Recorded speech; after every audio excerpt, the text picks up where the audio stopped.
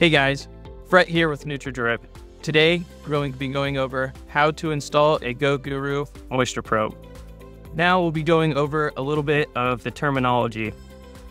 Right here is what we call the Badger.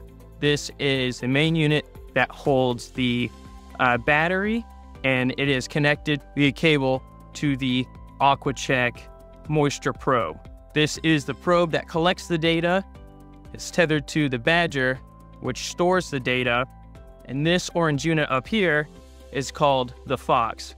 This is the telemetry unit. This acts like your antenna and delivers it to your tablet or computer at home. To install these batteries, it's just a simple twist clockwise, then pop out this black cap.